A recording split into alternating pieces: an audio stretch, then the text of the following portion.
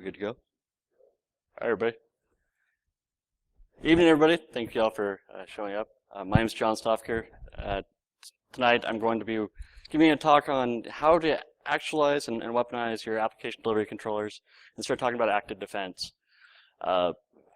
This is who I am. It's my Twitter handle. Currently, I work as a security architect for a large consulting firm that is going through a midlife crisis and changing their name. So we put the old name up there because we don't really know what the new name is yet. Yes, but we have to decide how to spell it. I have all the right letters after my name. I didn't put them up here because they last. We all have them. We all understand. So what are we doing here? Why are we here today? In my travels as a consultant and in doing this for a long time, I've realized that our security teams now are being tasked with taking on devices that they were never before taking on. They're looking at application load balancers, delivery controllers, and such that. And I found that a lot of them think of them as little foreign objects that aren't really fun to play, or they just don't know. Our defensive capabilities are a lot of detect and report, and we just kind of take on all that information. We write up these pretty reports, and then we sit down and we don't know what to do with it from then. So about 2 years ago, a fellow researcher, Matt Hoy, and I sat down and we started looking real into active defense. The idea of taking all that information that we have gathered from these reports and doing something with it, doing something about it.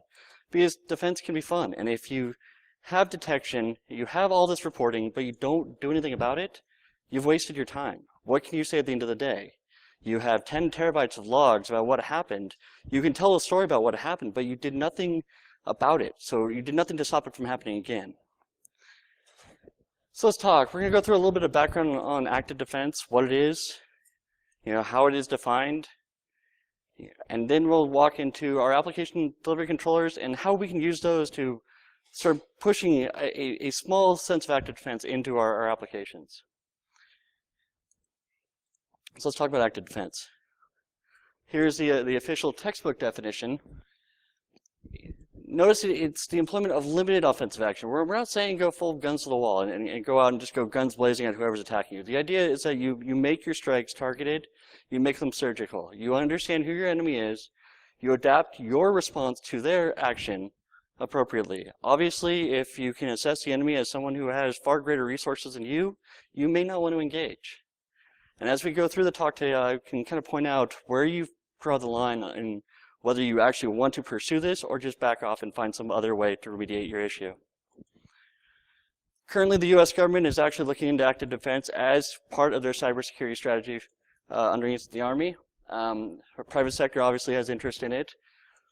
We don't really have common definitions other than that one textbook when I showed you. Agora recently met and they drew up kind of a framework around it.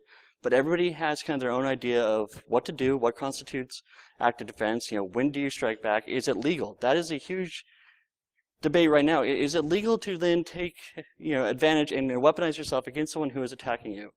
We understand the ramifications in the physical sense. There are certain laws and kind of legalities around if someone approaches you and it costs you what you can do back.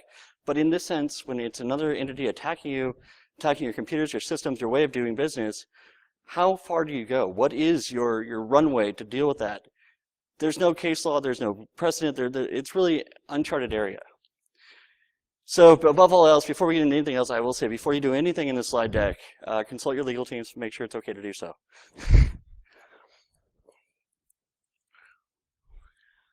Utah Senator Orrin Hatch had this to say in a congressional hearing. I pointed out the most interesting part of this.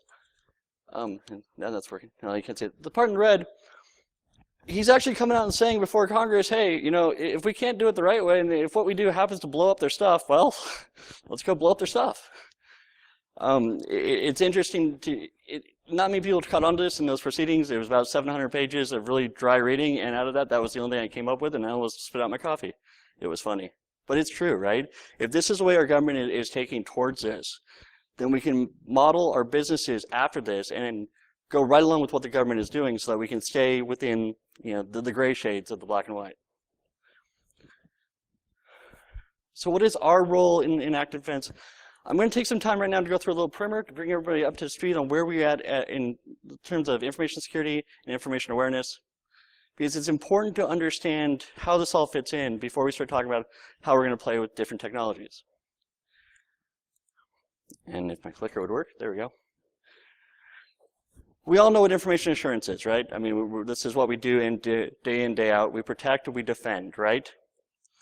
Do we also know that in that definition, we do have the capability to react? Currently today, our reactions are literally, writing reports, submitting them to somebody, calling in some other third party to come in and verify that what we saw was what we saw.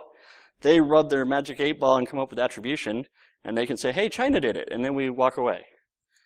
We may go back and patch, right? We may go back and remediate ourselves, make sure that the likelihood of this happening again doesn't stop, but we never take any other stance.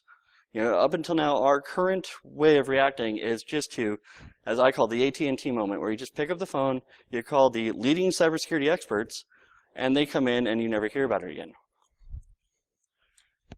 So these are some common strategic attacks that happened, right? I mean, obviously for some of you this old hat, but it's interesting to understand that violation of copyright is considered an attack. Stepping stones, pivot and layer.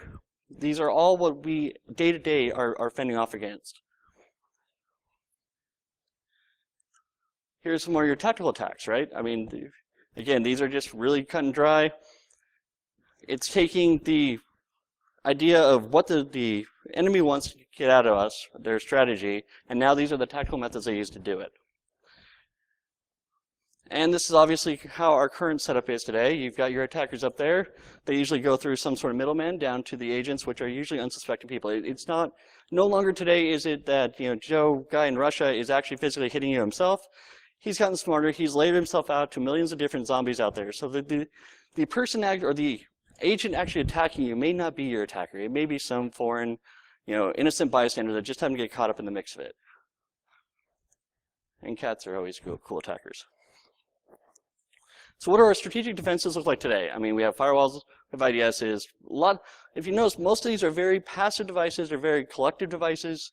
They're not doing anything to stop the attacker. They are just, observe and report. Your firewall may be blocking ports, great, but it's not as if it's actually giving you any more intelligence about what's happening. And here are some of our tactical defense mechanisms. Obviously, we go through all these things. Again, a lot of this is, right, it is observe and report. So what about how do attacks affect us? In this case, this would be like a small, medium business where they get attacked and they're losing money day in, day out because they don't know what's happening. And this creates a monetary drain on the company that is pervasive. It spans many months, and they don't realize what's happening because they can't see it. It could be a piece of malware on their POS because they use that same POS system to check their email as they do to run their batch files every night, and they're siphoning off 100, 200,000 each week. Business never sees it, and so this line just keeps going up.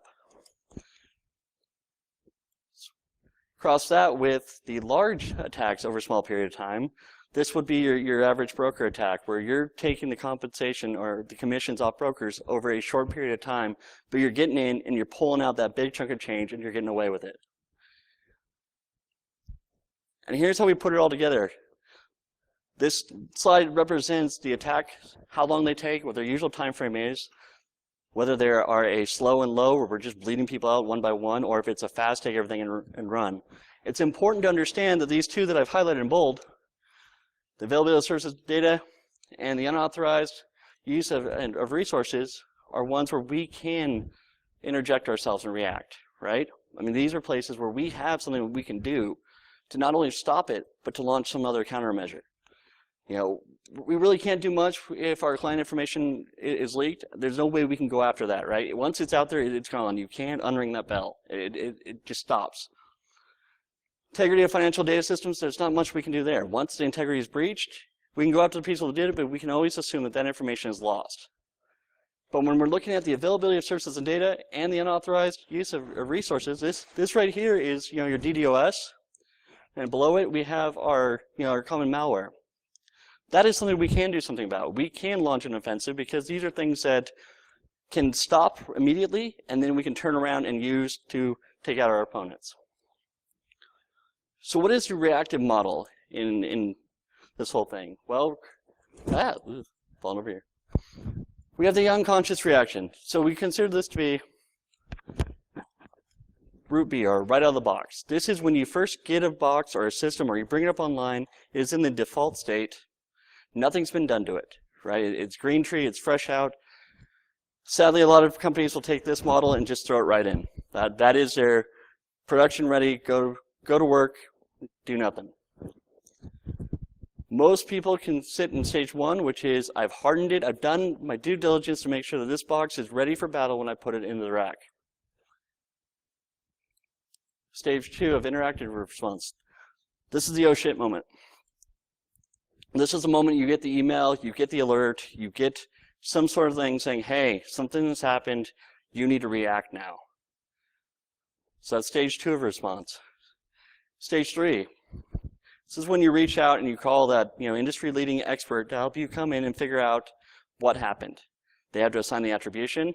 They have to tell you, what went on, or at least certify what you already know. What went happened, where it went, what was affected, how do you clean up the mess? Let's go to stage 4. I like to call it switching to guns. This is where you take everything that leading person told you, and now you find some way to operationalize and to use that for your advantage. Whether it means taking that information, finding the responsible party in the physical space and taking advantage there, or identifying the target and launching some sort of countermeasure. This is taking, where we used to stop at stage 3 and say, okay, great, we got the report, we're going to go off and do other stuff. Now we're taking it to the next step. Stage 4 has four parts. First one is recon. It's important, probably the most important part. We need to know who our attacker is, who our enemy is. Recon can take everything from raw text reports down to going through, if it's pervasive, if it's a DDoS attack, we're going to go look through the whois database, figure out what networks they're coming from. The idea behind the recon is to assess their ability. What do they have available to them? Are they a nation state? Do they have all the resources of a nation state? Are they, a pissed off former employee that's sitting at home? What is their capability, and how do I defend against what might happen? I should go back. The second one, 4.2, is the non-cooperative cease and desist. This is when you actually tell them, or if you figure out who they are, you send a letter, or you call them up on the phone and say, hey, man, stop it. Do the chivalrous thing, give them an out. They could hang up the phone on you, they could laugh at you, and that's fine. But you've got to give them that out. You've got to make that first contact, say, hey, I know what you're doing. Just put it away, stop it, let's go. If you can't find a way to contact them, then we go to 4.3 is counteroffense. This is where you actually launch your counteroffense. You launch whatever it is you're going to do to make sure that they cease what they're doing and you can go on with business. 4.4 is what we're going to be talking about today, and it's kind of the outlier. It's preemptive defense. This is where you aren't taking an active stance of defending, but you are sitting there waiting that when something happens, you have an immediate response to it. Things to ponder. And these, if you're thinking about going down active defense, you should write these down in the first page of your incident notebook to read over when you walk down this path, because it's one of those journeys that you really can't turn around from. Once you start this ball rolling, you can't unring you can't step out and say, hey man, time out, I was just kidding. I mean, it is a process that goes on till the end. So the first one, and this is one for everybody to really think about, is, are your losses really worth the risk? Is what you're losing today worth the risk of what could happen if this all goes sideways? And who was it? And do you know? Do you know who it was? Do you really have a good idea of who it was? Because without knowing, you're firing blind into the night. And then what are you going to do? Have a plan as to what you really plan on doing. What do you expect to achieve on the end game? Is it to shut them down? Is it to obliterate them? Currently, right now, the RIA is going after Cloudflare because they let a music sharing site back online, and they want to shut them down. They didn't go after their company. They tried suing them. That didn't work. So they went after their provider. It's a roundabout way of getting to their end. And then the last one is, what do you expect the blowback to be? If they do have capabilities, are you willing to take on and poke that bear? What is your personal risk? Not just organizational risk, what is your personal risk? Are all your affairs in order? Can you make sure that they can't provide those same OPSEC and dossier building utilities on you? Can they go and find your information? And are you prepared to enter that battle? Because it could get ugly.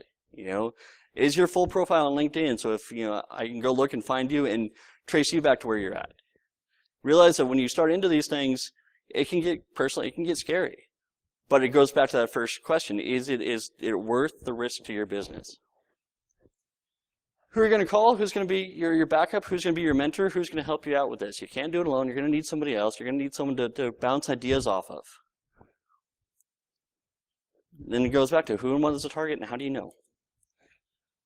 We keep asking that question over and over again because you got to be really sure of the evidence you've gathered. It can't be some really flaky, shaky evidence that just points to some giant nation. It has to be specific. It has to be something you can actualize. And then who defines in your organization what active defense means? Does it come from the low-end engineers, analysts, or does it come from up higher in the food chain? And the last one, the one you always want to think about, is there another way to do this? Is there another way to achieve this ends? So let's look at our defenses. I take the example of our web application stacks because they're most prevalent today. They are in everywhere, and they usually comprise the same core sets of things. You have your ADCs, your web servers, which are your front and back, and your database server. So what is an application delivery controller? Anybody want to answer that? I got the answer right up here. It literally is a giant reverse proxy. Of everything it does, it ends the communication with the client, starts up another communication with your server in the back end, and just pulls the two tubes together, and it holds it there. What's interesting about this is that you have effectively created a man in the middle. And with what I've been seeing in the enterprise, more security teams are having to take over these boxes because they purchase WAFs, and the WAF is built into it, and we see the WAF as a security device, so we give it to a security team, and they're like, well, you take the whole device. Most guys I talk to are like, well, the load balancer, that's like a switch, it's an IT thing. But if you think about it in terms of our context, it is an authorized man in the middle. We all know what we can do with a man in the middle. We can have some really fun times with it. So let's take those ideas and get rid of the word ADC and just put in man in the middle and see what we can come up with. The interesting thing about most ADCs is they not only operate at layer 3 and 4, which is fun, but they also operate at layer 7.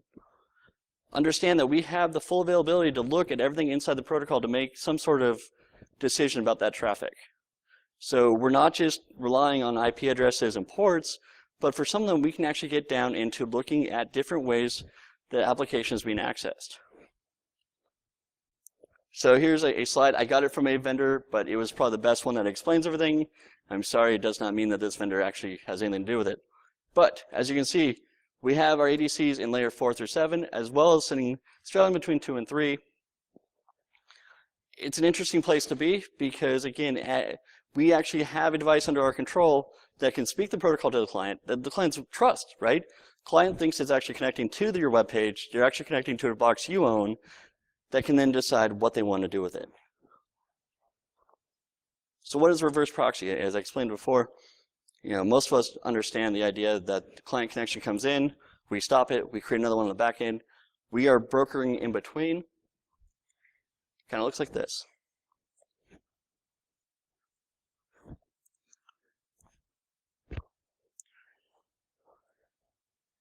So the thing to take out of this slide is the bottom one. Most of our commercial ADCs out there have some sort of scripting interface. So now I've built you a legal man in the middle that the client trusts. We can use the protocol to gain information about it, and we have a scripting interface to do something. I mean, this is probably the funnest toy that we've now got, because if we can find some way to detect bad clients from good clients, we can have fun, right?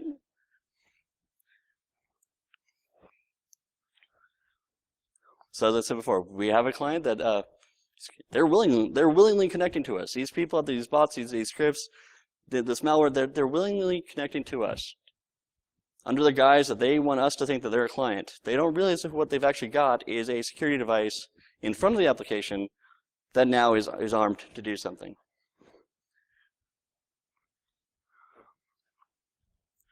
So let's go back to our responses. 4.4, preemptive defense. Let's start thinking about what sorts of things that we can do in a matter of preemptive defense when we have a man in the middle that we control, that our clients are willfully connecting to. let's go back to security but through obscurity. Jean's maxim was that we should create systems that if they were compromised, would be so public that if they were compromised, any attacker would be able to use them. Anyone want to take a gander as to why this is important? Anybody? The idea is that if everybody knows about our systems and it's so public and so pervasive that any idiot would be an expert on it, then there's no surprises. There's no hidden back doors that some developer put in because he was lazy one night. You leave everything out on the table. You open the kimono, you share everything. The same analogy goes to a principle in cryptography where it should be that the algorithm itself should be secure enough that absent the private key, you shouldn't be able to decode anything. Same with systems. Absent what makes your system unique to you and is your proprietary data, the rest of the system should be open.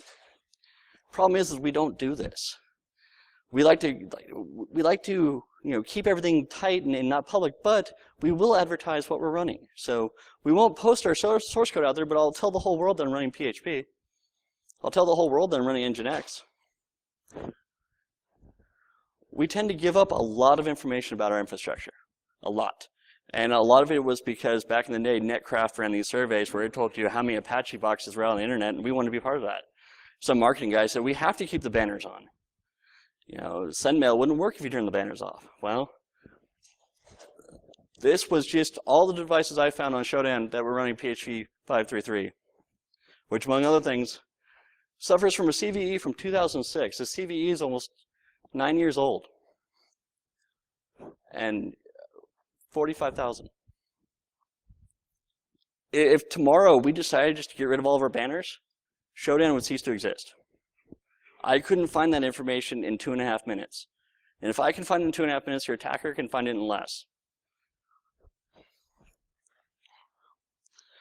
We've really lowered the bar. I mean, attackers today don't even have to be smart. And then our so-called pen testers who do a banner grab and then throw your report, they don't have to be smart either. And the people who are laughing, it's because you've gotten one of those. I mean, it's trivial to go pull banners, go to Vuln Hub, say, hey, I found it, boom, you're done. Or even Metasploit does it for you today. So why are we giving away so much stuff? Well, partially because we've been convinced that if we don't, something's going to break. Developers will always tell you, well, if you turn that off, my application will break. Well, have you tested it? Well, no. So we really don't know, but that's what we've been told. Most people don't know that a lot of the applications out there have settings to turn these things off. You can configure Apache Nginx to shut off banners. Problem we have as security guys is that's not our purview, that is not our realm. We go talk to them, give them suggestions, they just look at us and go, yeah, that's nice, go back over there with your firewall and behave. So let's go back to what we own now. We own a man in the middle that we control, that's scriptable, that the client trusts, that the guys who run the web server, they have nothing, they can't touch us, right? So what if we just stopped giving away this information? What if we stopped handing out what we're running and just supplied whatever we wanted to run? So I'll go back to a picture of a common web stack, right? We know how this works. The request goes out, passes through your WAF to your ADC, back in all that place where all the fun stuff happens, comes back out to the client. What I'm going to go over is technique. Nothing here is magic. Nothing here is super cool. The choice in languages I gave you were just because it was easy for me to come up with. But it doesn't mean that you have to use these technologies. But think of the tactics we're using and see what you can come up with. So let's try to remove identifying headers. I don't know if any of you have read the HTTP spec. Doesn't require any headers at all. It is only the applications that we use that supply them, and it's quite trivial to turn them off. The issue comes down to there are some applications that are custom built that require certain things to be there. It is a good idea to work with your developers to make sure that you are passing the correct things, but you don't have to send a server banner. You don't have to identify yourself to the rest of the world. So in F5, we can create a simple I rule. It is literally one line. It's that line right there. In this case, all I'm throwing back is content type and connection. The reason we had to throw back connection is the F5 actually had a bug where if you didn't, it would hang open and it would never close, and your box would run out of memory. But ideally, in a perfect world, you wouldn't have to return anything. In Apache, mod headers, you literally, it's 2 lines, done. You've now taken your box and completely removed any identifying information. So if someone were to scan it, they could not figure out what you were. Even better is replace it with something else. Replace it with a valid header from Microsoft or a script that rotates them randomly. So every time you scan it, you're getting a different. I mean, it's fun for the Nessus guys because they load up that scan and it's like, oh look, you've got you're running IS8. Well, that's nice. It's a Raspberry Pi, but hey, that's what scanners give you. I don't know if many people know, every web server out there sends back headers in a different way. And OWASP has done a great job of actually going out and categorizing this all for you. I didn't realize until I started doing research on this project that everything is different, and sure enough, I went through and I looked at them, and they do order them in certain specific orders every time, but they're all different. So what if you had a way in your ADC, which you own now, you control, just to reorder your headers randomly? You would throw off a lot of these applications that profile. Nmap uses this to profile your web server if it doesn't get a banner. If it doesn't get a successful server banner, it will go through and look at the way you're sending out your headers to determine, at least with a little bit of accuracy, what you're running. So you can use Apache mod headers or Nginx. You can use your ADC. Most of these things you can do at this end. You can also do it at the web server, but I'm going on the assumption that most of you guys don't have direct access to your web servers. That's why we have to go a level up. So yeah, Sleepy Kitty just told me that was yawn. So what else can we do? Anyone want to do some client-side fun? So one thing I learned throughout this research is that people who write malicious software, they have bugs too. They have some bad bugs actually, and they don't offer bounties for them. And they don't really fix their stuff either. Not many of the botnet creators do regression testing. So even if you do actually, put a note in their forum that they have a bug, they don't really go back and fix it. About 80% of the ones I tested didn't do input validation. So I thought it was odd that when you're exploiting a bug about bad input validation, that you yourself in your application would not put in input validation. But it goes back to my idea that it is easier to point out flaws than it is to fix them yourself. So let's go small. JavaScript. Most websites today are running Ajax. So if a client was presented to your website and didn't have JavaScript enabled, why are we letting them through? Why are we presenting them the no script tag? I get in 1995 when it was invented that was cool and we needed some sort of way to bridge, right? It's 2015. People really should be stopped using IE3. We really should just let it go. Or if we have to, send them a no-op, send them some sort of way to validate that they actually are a human, not a bot, and then let them through. But if they don't have JavaScript, they can't use your application, they're not going to be able to buy whatever widget you're selling. And that's the whole point of being here, right? Is we need to make money. So why are we wasting resources on people who we can never make money off of? The last one here is something that we always had fun with is you can send your own beef to the client. If you have a client that doesn't match your spec and you presume that it may be someone with malicious intent, why not send them some exploit framework or whatever junk you want to send them? The idea is that their intentions may not be the best because they can't even operate your application if they're so woefully behind. All right, that was small. So what if we can identify what our attacker is using? What if we can identify exactly the piece of software they were using and we could craft an exploit, or we had a bank of exploits ready to go for that, and then we could send that to them? You know what this sounds like?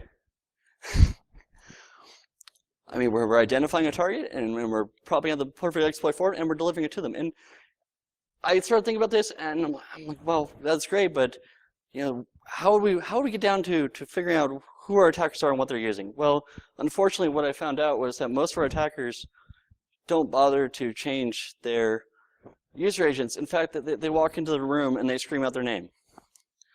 And even the tools I found that had options to change their user agents, most of the people running them did not.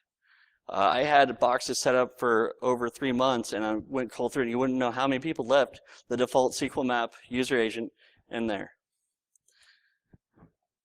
So now I know that a pretty good idea that our enemies aren't changing their stuff up. They're really not trying to hide themselves. So where can I go with this? It is entirely easier to enumerate all that's good in the world than to try to count everything that's bad. It is extremely easy to find all the valid user agents. There's a website. There's 2, actually. It's extremely hard to enumerate all the bad user agents out there because I really don't care. If they are something that I have a small list of clients that could use my application, why would I want to go and start typing out everything bad in the world? I'm lazy. I would rather take that small list there and say, all right, these are the clients that can use my app. Everything else I consider to be a threat. And we can go on our varying degrees of threats based on what their capabilities are, but I can truthfully say that the small group right here are our legitimate users. The rest are threats.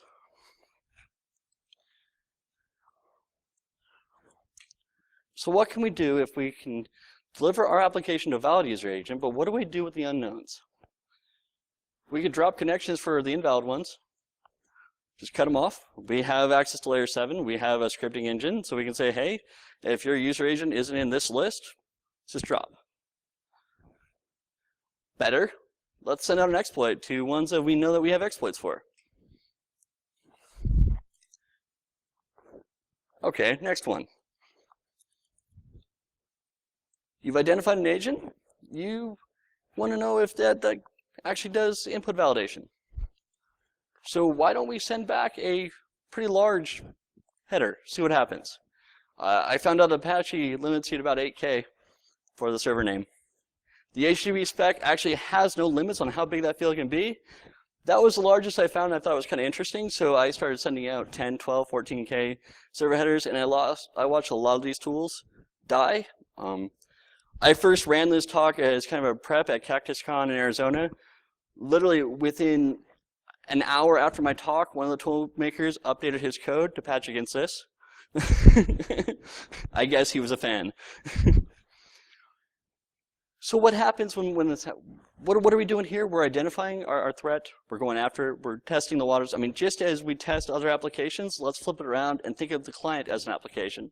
Run through the same pen test, the drunk monkey test we do on applications with them. Send them back garbage, because why not? You know, at least what are they going to do? Are they going to complain that your website crashed their tool that they were trying to take over and pwn you? All right, so now we're getting somewhere. Automated scripts are kind of fun. In doing this, I made sure to put up a bunch of vanilla WordPress installs just to see what happens, just to see how many times a day I get hit with WP scan and all these other tools. And I found they're quite an interesting bunch. Some of them actually gave me a link to go retrieve the application in their user agent. I thought that was quite nice. I don't know if it was a misconfiguration, but it allowed me to actually get the code and review it. But I started thinking, wouldn't it be nice just to tie up their time so that they're not going out and hurting someone else? I mean, I've got free cycles, and all they're doing is scanning. They're not actually trying to do anything. So I like creating 1 terabyte reports for these people to read. So I got an idea. Let's inspect all of our 404 responses. If it matches a known URI from a CMS, let's just return 200. Right? Now we've got the ultimate Drupal WordPress Joomla box. Running IIS, gold, 98. The 404 check just ensured that we don't capture our own application. Because remember, we're looking at the responses coming back from the web server, so that we're in the middle. We get the response back from the web server. We know what the code is. So if it's 404 and it matches a URI from CMS, let's go ahead and send it right on through. Well, what I found was, first I'm like, well, where do I get links to CMS URIs? Cyclist has them. Somebody has diligently gone through and cultivated all the URIs for all the major CMSs out there. I don't know why you'd want this other than do something like this, but it was really handy when I was doing this. We can also extract them from the tools. CMS Explorer, WP Scan, CMS Map, they all have the URIs built into them. You can extract them with grep, and they're right there for you.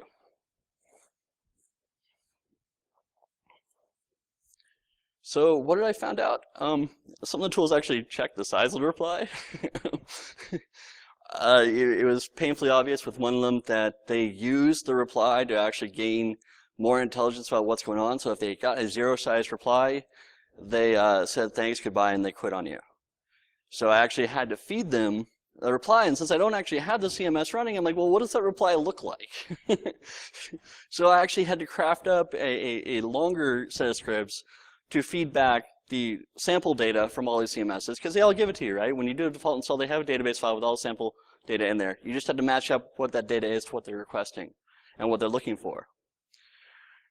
So you can't just throw 200 and have it come on happily. Like I said, a certain tool had an update, like right after I gave this talk. You can say that I participated in his building a better mousetrap because I was a perfect mouse. The interesting thing I found though is some tools actually read in the HTML and grep the information from it. So I'm going to let that resonate from you. They read in our supplied input, grep from it, and then use it for something else. And I find it totally funny because one of these scanners was actually looking for SQL injection vulnerabilities, and yet took that value that I gave them and injected it right into a database call. So what can we do? They're taking arbitrary user supplied information and then doing something with it. Sounds like a vector to me. You see, we have this idea that these malicious programs are written by guys who are really smart. I'm thinking they're just cousins to the guys who are writing enterprise code, and they all have the same bugs. These are just going out and finding them, but we haven't solved the problem, right? So in this scenario, what could we do with this, right? If we can identify a certain tool, we know that it's just going to take the information we have, and at some point in that information is going to grep out a piece, and then you go packing on the back of a SQLite statement. What can we do? Well, let's go ahead and we'll check for our 404s. If the URI matches our own CMS, we'll return 200. We'll return the content. Bonus points if we can actually, get them to break.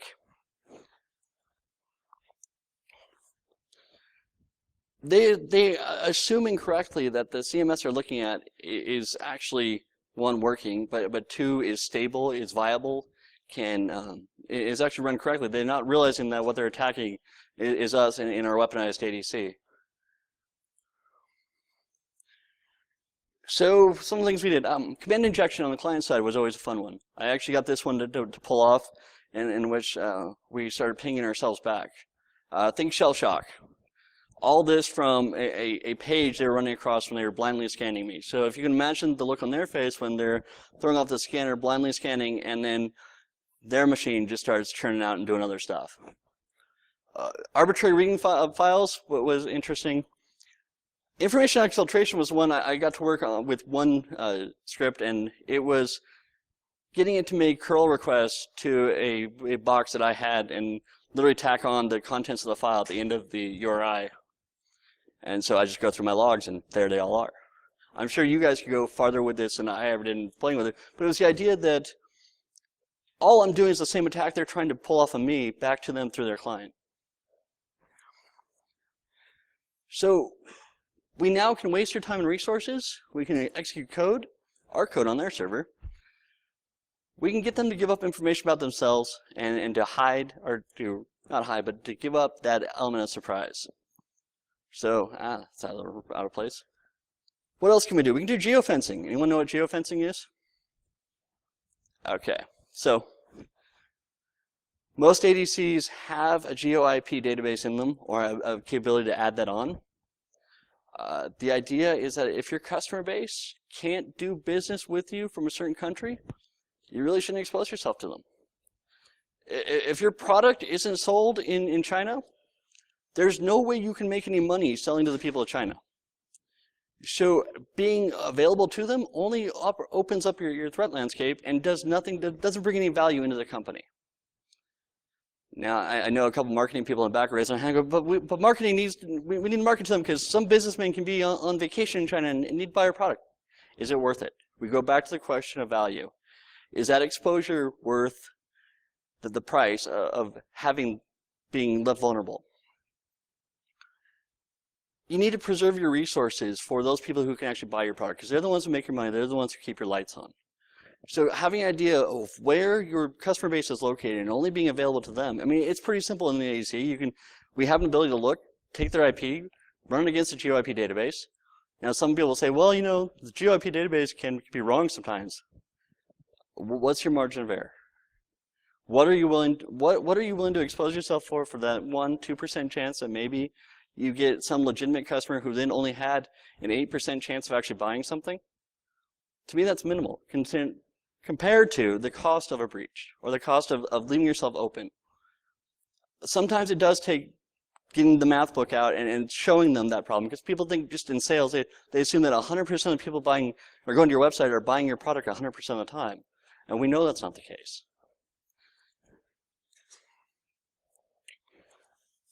So we're in a unique position right now. We are an authorized man in the middle. We have the ability to inspect. We can sit and we are trained against a set of inputs so that we can now look at what's going on and make some sort of decision.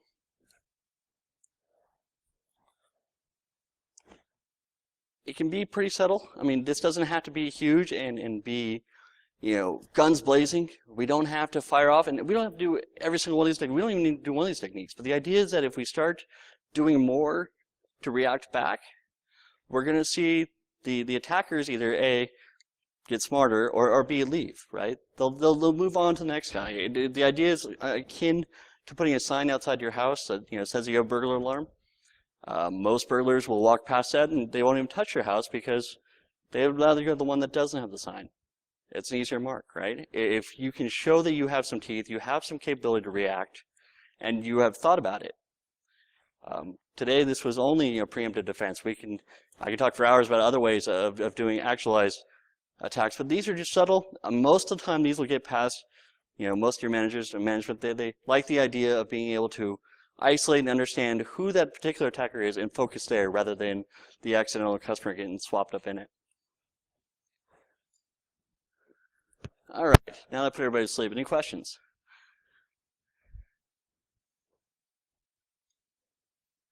I went on for 44 minutes and nobody has any questions.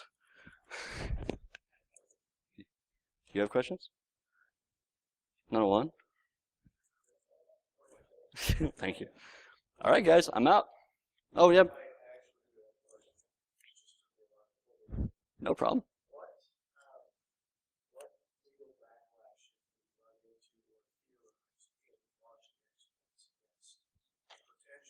It's kind of interesting because I had this conversation after my last round of talks with a lawyer who was in the room. So it comes down to every lawyer I talk to has a different spin on it. Because there is no case law, and that's what lawyers really live off of. They live off, what's precedent, and there isn't. The best thing I can go back to is now we have testimony from our congressman saying that they back it. The U.S. Army has written a lot of good information on exactly how to pull this off and strategize it. So if you can always go back to what your own government's doing and use that as a basis of not necessarily your right to do it. I hate to say that word, the right is overused, but at least it's one of the tools you have in your bag. And then from there, again, you have to weigh all those, things. It shouldn't be the first thing you go to. Your first response shouldn't be flipping the guns and just going full bore at it. But if everything lines up and you check off all the boxes, make the smart move. Did I dance around that well? Yes, sir.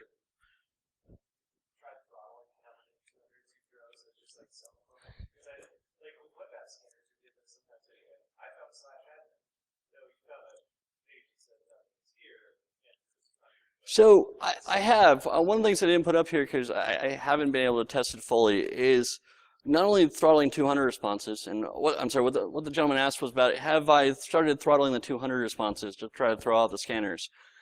I've tried that. I've also tried not giving the connect close, just to keep that socket open. I'm doing everything on an F5, so they have a dedicated network processor that can easily open and close TCP connections. So I'm not worried about exhausting sessions, because if I do fill up all my TCP sessions, I can quickly close the dead ones right away. I don't have to wait for close wait. It'll kill it right away. So I don't want to DOS myself. But what I have found is that the scripts most of them are so poorly written, they decided to write their own TCP clients rather than use the toolkits available to them. So they're not doing stuff like closing sockets, And the worst part is they don't care about malformed packets being returned to them. They don't care that I only, sent them back a content but had a length of -1. It's kind of interesting to see the depth of which some of them are written really well. Some others are you don't even understand how they work. I mean, yes, sir.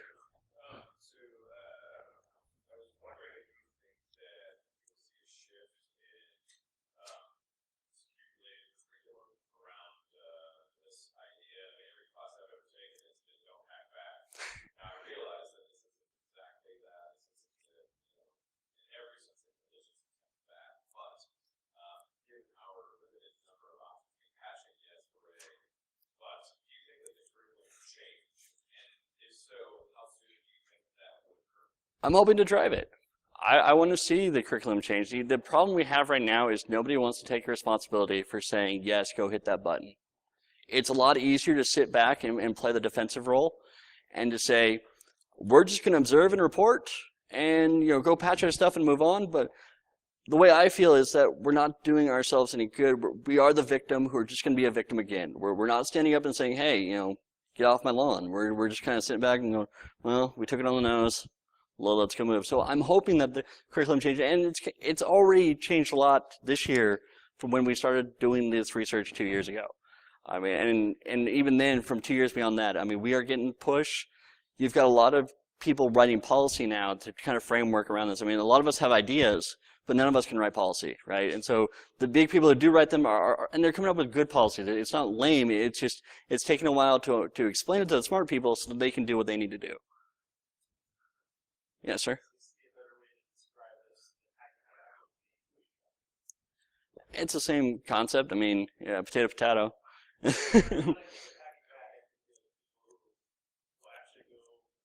Well, but see, that is part of active defense. Remember, we have the 4 pillars in there from 4.1 to 4.4. This is just one of them. I mean, there is the, fire up your countermeasures and go straight after them. And that is if you get to that point. The last talk I gave 2 years ago, we walked through exactly that, and we had some scenarios where we had one instance where we found a guy and we decided to make a call to him and spook him and say, what the hell? Because again, it was a situation where we went through our recon. We were able to recon better than he was able to recon, and we wound up putting a face to an action, have all the information there to hand it over to LEO, and they took care of the rest. But but that was out of the ordinary, right? Most IR plans stop right there. You call up your industry-leading security experts. They come out. You pay a lot of money. They hand you a report, and you spend the next 6 months patching your systems. And then you forget about it. You move on. There's never that message that gets sent out that really don't do this again. And a lot of people get repeat attacks happening because they know that there's going to be no response. If I was an enemy actor and I understood that there would be no response, there couldn't be a response. If I knew that your company policy was that you did not respond, where do you think I'm going to target? Anything else? All right.